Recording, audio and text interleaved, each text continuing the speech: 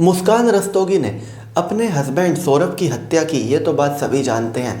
लेकिन कमाल की बात है कि लोग इस घटना का सबसे ज़्यादा ब्लेम डाल रहे हैं उसके बॉयफ्रेंड साहिल शुक्ला पर, जबकि हकीकत में ये सारी प्लानिंग ही मुस्कान की थी।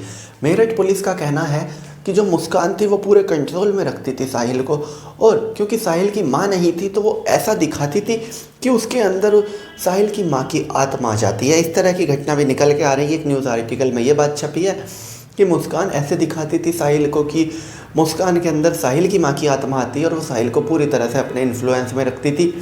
वहीं जिस शख्स से उसने लव मैरिज की थी 2016 में, जिसको लगभग 9 साल हो चुके थे, वो अब लंदन में था, वो उस इंसान से पीछे छुड़ाना चाहती थी। कमाल की बात है, वो पीछे छुड़ाने को बाकी अलग रास्ता भी अपना सकती थी, वो डाइवोर्स के लिए अप्लाई कर सकती थी, लेकिन उसने ऐसा नहीं किया।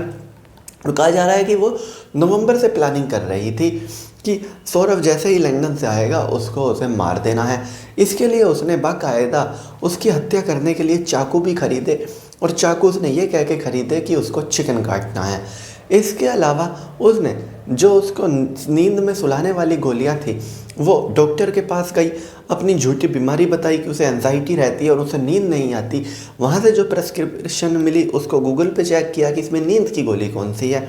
फिर प्रेस्क्रिप्शन के सहारे वो धीरे धीरे करके एक एक गोलियाँ ली और फिर उनको जमा किया और अपने हस्बैंड सौरभ के खाने में ज़्यादा मात्रा में गोलियां मिलाई, जिसके बाद उसकी हत्या की पूरी प्लानिंग के साथ की।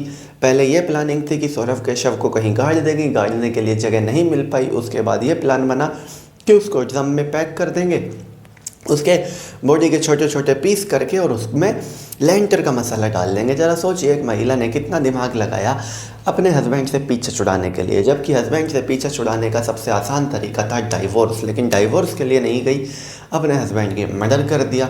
और अब लोग कह रहे हैं कि ये सब साहिल ने किया होगा। ज़रा सोचिए, एक महिला जो अपने हस्बैंड के साथ ऐसा कर सकती है, सबसे ज़्यादा अगर किसी का ब्लेम है तो उसी का है।